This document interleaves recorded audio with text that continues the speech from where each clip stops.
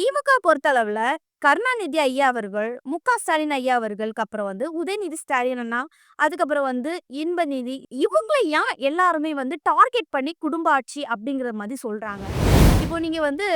1,00,00,000 சம்பாதிச்சு வச்சிருக்கிறீங்க. இனி நாளைக்கு இந்த பைசாவ யாருக்கு குடுக்கணும்னு நினைப்பீங்க? உங்களுக்கு பிள்ளைங்க, அவங்களுக்கு குடுக்கணும்னு தான் நினைப்பீங்க. இல்ல நான் வேற யாருக்கோ குடுப்பேன் அப்படிங்கிற மாதிரி யாரும் நினைக்க மாட்டீங்க.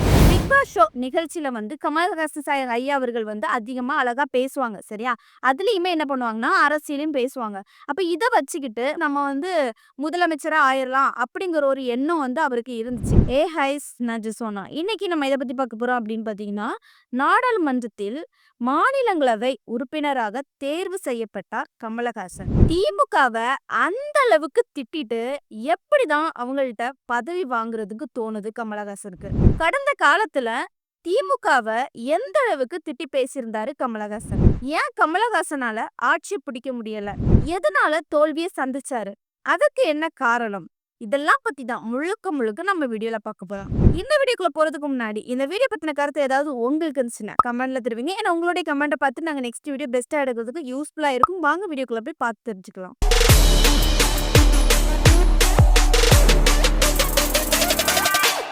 மக்கள் நீதி மைய தலைவர் கமலஹாசன் அவர்கள் நாடாளுமன்றத்துல மாநிலங்களவை உறுப்பினராக தேர்வு செய்யப்பட்டிருக்கிறாரு. இது குறித்து மக்கள் நீதி மையத்துல சார்பா ஒரு கடிதம் ஒண்ணு வெளியிட்டிருக்காங்க. அந்த கடிதத்துல என்ன சொல்லியிருக்காங்க அப்படின்னு பாத்தீங்கன்னா, நாடாளுமன்றத்தின் தலைவர் திரு கமலஹாசன் பதவியேற்பு. மக்கள் நீதி மைய தலைவர் திரு கமலஹாசன் அவர்கள் கடந்த ஜூன் மாதம் நடைபெற்ற மாநிலங்களவை ராஜ்யசபா தேர்தலின் திமுக தலைமையிலான கூட்டணி கட்சிகளின் ஆதரவுடன் மக்கள் நீதி மையத்தின் சார்பாக மாநிலங்களவை உறுப்பினராக தேர்வு செய்யப்பட்டார். தலைவர் திரு கமலஹாசன் அவர்கள் வருகிற ஜூலை 25ஆம் தேதி அன்று 25/7/2025 நாடாளுமன்றத்தின் பதவி பிரமாணம் எடுத்துக்கொண்டு பதவியேற்க உள்ளார் என்பதை தெரிவித்துக் கொள்கிறோம். தலைமை நிலையம் மக்கள் நீதி மையம். கமலஹாசன் சார் நாடாளுமன்றத்துல மாநிலங்களவை உறுப்பினராக பதவியேற்க போகிறாங்க. இதுக்கு முன்னாடி எப்ப கட்சி தொடங்கினாங்க, யாரெல்லாம் திட்டி பேசியிருந்தாங்க அப்படின்னு நம்ம பார்ப்போம். ஃபர்ஸ்ட் 2018ஆம் ஆண்டு பிப்ரவரி 21ஆம் தேதி அப்பதான் அவங்களுடைய கட்சி கொடியோட பேரு எல்லாமே மக்களுக்கு தெரிவிச்சிருந்தாங்க. அது மட்டும் இல்லாம கமலஹாசன் அவர்கள் திமுகவை ஒரு சில இடங்கள்ல திட்டியும் திமுக குறித்து நிறைய இடங்கள்ல மறைமுகமாவும் அட்டாக் பண்ணியும் பேசியிருந்தாங்க. அப்படி என்னதான் பேசியிருந்தாங்க அப்படின்னு ஸ்டெப் பை ஸ்டெப்பா பார்ப்போம். முதல்ல கமலஹாசன் சார் ஒருக்கா சொல்லியிருந்தாங்க ஒரு இடத்துல, நீங்க யாருக்கு ஓட்டு போடுறீங்க அப்படின்னு சொல்லிக்கிட்டு குடும்ப அரசியல் என்கின்ற பெயர்ல நாட்டையே குழி தோண்டி புதைச்சாங்கல்ல அவங்களுக்கா அப்படிங்கிற மாதிரி கேட்டிருந்தாங்க. அதாவது இது யார குத்தி பேசியிருந்தாங்க அப்படின்னு பாத்தீங்கன்னா, திமுகவை தான் குத்தி பேசியிருந்தாங்க. திமுக பொறுத்தளவுல கருணாநிதி ஐயா அவர்கள், மு.க. ஸ்டாலின் ஐயா அவர்களுக்கு அப்புறம் உதயநிதி ஸ்டாலின் அண்ணா, அதுக்கப்புறம் இன்பநிதி இந்த மாதிரி குடும்ப ஆட்சியா தான் போயிட்டு இருக்குது. பட் இவங்களை ஏன் எல்லாருமே டார்கெட் பண்ணி குடும்ப ஆட்சி அப்படிங்கிற மாதிரி சொல்றாங்க? மெயின் ரீசன் என்ன அப்படின்னு பார்க்கும்போது, இந்த திமுக ஃபர்ஸ்ட் தொடங்கினது யார் அப்படின்னு பார்த்தீங்கன்னா, அண்ணா அவர்கள் தான் தொடங்கினாங்க. அண்ணா அதுக்கப்புறம் அண்ணாக்கு கீழே யார் இருந்தாங்கன்னா, கருணாநிதி ஐயா அவர்கள் தான் இருந்தாங்க. ஏன்னா அந்த டைம்ல அந்த அளவுக்கு கருணாநிதி அண்ணா அவர்கள் கூட க்ளோஸா இருந்தாங்க. அப்ப அவரு இறப்புக்கு அப்புறம் என்ன ஆச்சுன்னா, அந்த ஆட்சியை இவங்க நல்லா வழி நடத்துவாங்க அப்படிங்கிறதுக்காக இவங்க கையில கொடுத்திருந்தாங்க. அதுக்கப்புறம் என்ன ஆச்சு அப்படின்னு பார்த்தீங்கன்னா, கருணாநிதி ஐயா அவர்கள் அவங்களுக்கு பையன் இருக்கிறாங்க, பேர பிள்ளைங்க இருக்கிறாங்க. அப்படிங்கிறதுக்காக அந்த ஆட்சி என்ன பண்றாங்கன்னா, மு.க. ஸ்டாலின் ஐயா அவர்கள் கையில குடுக்குறாங்க. அப்ப மு.க. ஸ்டாலின் ஐயா அவர்கள் என்ன பண்றாங்க, சரி நமக்கு இனி அடுத்தது பையன் இருக்காங்க. அப்ப உதயநிதி ஸ்டாலின் நடத்துவாங்க அப்படிங்கிற மாதிரி அவங்களுக்கு குடுக்குறாங்க. இனி உதயநிதி ஸ்டாலின் அண்ணா என்ன பண்ணுவாங்க, அவங்களுக்கு பையன் இருக்கிறதுனால இன்பநிதி கையில குடுப்பாங்க. சரியா? இப்படி இவங்க காலங்காலமா குடும்ப ஆட்சியா தான் பண்ணிட்டு வர போறாங்க. சரியா? இப்படி இருக்க சூழ்நிலையில இவங்கள குடும்ப ஆட்சி அப்படின்னு சொல்லணும் அவசியம் இருக்காது. ஏன் அப்படின்னு பார்த்தீங்கன்னா, இப்ப எக்ஸாம்பிளுக்கு உங்கள்ட்ட சொல்றேன். இப்போ நீங்க ரூ. 1,00,00,000 சம்பாதிச்சு வச்சிருக்கிறீங்க. அப்ப அந்த ரூ. 1,00,00,000 என்ன பண்றீங்க, பேங்க்ல போட்டு வச்சிருக்கீங்க. இனி நாளைக்கு இந்த பைசாவ வந்து யாருக்கு குடுக்கணும்னு நினைப்பீங்க? உங்களுக்கு பிள்ளைங்க, அவங்களுக்கு குடுக்கணும்னு தான் நினைப்பீங்க. இல்ல நான் வேற யாருக்கோ குடுப்பேன், அப்படிங்கிற மாரி யாரும் நினைக்க மாட்டீங்க. உங்க பையன் இருந்தா பையனுக்கு குடுப்பீங்க, பொண்ணு இருந்தா பொண்ணு குடுப்பீங்க. இந்த மாதிரி தான் காலங்காலமா போகும். அதே மாதிரி அவங்களும் சம்பாதிச்சு இனி அவங்க பிள்ளைங்கள்ட்ட தான் குடுப்பாங்க. இப்படி தான் ஸ்டெப் பை ஸ்டெப்பா போகும். இதே மாதிரி இன்னொரு எக்ஸாம்பிளுக்கு சொல்லணும் அப்படின்னு வந்து பார்த்தீங்கன்னா, இப்ப சீமான் அண்ணா கட்சிய வந்து தொடங்கியிருக்காங்க சரியா? அந்த கட்சிய வந்து இனி என்ன பண்ணுவாங்கன்னா, அந்த அளவுக்கு கொண்டு வந்த டாப் பொசிஷன்ல கொண்டு வந்ததுக்கு அப்புறம் வந்து அவங்க பிள்ளைங்க கையில தான் குடுப்பாங்க. இனி சும்மா இல்ல நான் வந்து என் பிள்ளைக்கு குடுக்க மாட்டேன். நான் வேற யாருக்கோ தான் குடுப்பேன். அப்படிங்கிற மாதிரி யாருமே குடுக்க மாட்டாங்க.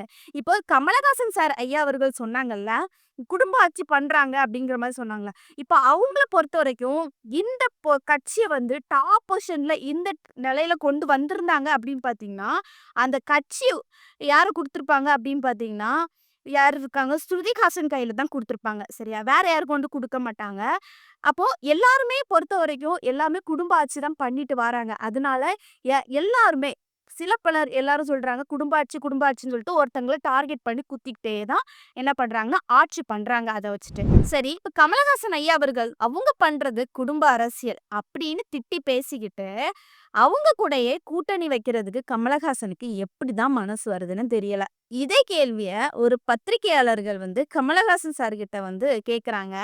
அதாவது குடும்ப அரசியல் பண்ணிட்டு இருக்காங்க. நான் இத வந்து அரசியலுக்கு வந்து ஒழிக்க போறேன் அப்படிங்கிற மாதிரி சொன்னீங்களா ஐயா? இப்ப அவங்க கூடவே கூட்டணி வைக்கிறீங்களே, இப்ப அவங்க கூடயே இருக்கிறீங்களே, இத பத்தி உங்களுடைய கருத்து என்ன? அப்படிங்கிற மாரி கேட்குறாங்க. அதுக்கு கமலஹாசன் சார் ஐயா அவர்கள் சிம்பிளா சொன்னாங்க, "நாட்டுக்கு தேவை. அதனால வந்திருக்கேன்." அப்படிங்கிற மாரி சொல்லியிருக்காங்க கமலஹாசன் ஐயா அவர்கள். இப்போ கமலஹாசன் ஐயா அவர்கள் வந்து நாட்டுக்கு தேவை, அதனால தான் கூட்டணி வச்சிருக்கேன் அப்படிங்கிற மாரி சொன்னார்ல. இப்ப என்ன பொறுத்தவரைக்கும் என்ன அப்படின்னு பார்த்தீங்கன்னா, அவருடைய சொந்த தேவைக்காக தான் கூட்டணி வச்சிருக்காங்க அப்படின்னு நான் சொல்லுவேன். ஏன் அப்படின்னு பார்த்தீங்கன்னா, பிக் பாஸ் ஷோ நிகழ்ச்சியில வந்து கமலஹாசன் சார் ஐயா அவர்கள் வந்து அதிகமா அழகா பேசுவாங்க. சரியா? அதுலயுமே என்ன பண்ணுவாங்கன்னா, அரசியலையும் பேசுவாங்க. அப்ப இத வச்சுக்கிட்டு மக்கள் நமக்கு எல்லாமே சப்போர்ட் பண்ணுவாங்க. அப்படி ஒரு மைண்ட் செட் இருந்துச்சு. அது மட்டும் இல்லாம, அவர் வந்து ஒவ்வொரு இடங்கள்ல மீட்டிங்ல போகும்போது அவருடைய கட்சிய பத்தி பேசுவாங்க. அப்ப இதில நம்ம பேசுறது வந்து மக்களுக்கு பிடிக்கும். இத வச்சு நம்ம வந்து முதலமைச்சரா ஆயிரலாம். அப்படிங்கிற ஒரு எண்ணம் வந்து அவருக்கு இருந்துச்சு. பட் தேர்தல் டைம்ல என்ன பண்ணிட்டாங்க அப்படின்னு பார்த்தீங்கன்னா, மக்கள் வந்து அவங்களுக்கு ஒரு சரியான பாடத்த புகுத்திட்டாங்க கமலஹாசன் ஐயா அவர்களுக்கு. அதனால தான் நம்ம கமலஹாசன் ஐயா அவர்களால ஜெயிக்க முடியல. சரி இருக்கட்டும். இனி என்ன அப்படின்னு பார்த்தீங்கன்னா, கமலஹாசன் ஐயா அவர்கள் வந்து இனி அரசியல்ல நம்ம வந்து இனி ஆட்சிய பிடிக்க முடியாது அப்படிங்கிற மாதிரி அவருக்கு ஒரு மைண்ட் செட் வந்துடுச்சு.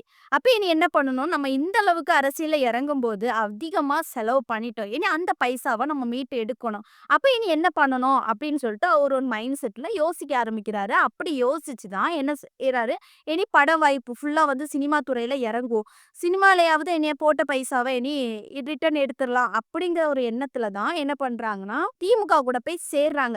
திமுக கூட சேர்றதுக்கு காரணம் என்ன அப்படின்னு பார்த்தீங்கன்னா, சினிமா துறை சார்ந்து கண்ட்ரோல் யாருகிட்ட இருக்கு அப்படின்னு பார்த்தீங்கன்னா, திமுகல உள்ள உதயநிதி ஸ்டாலின் அண்ணா கிட்ட தான் இருக்குது.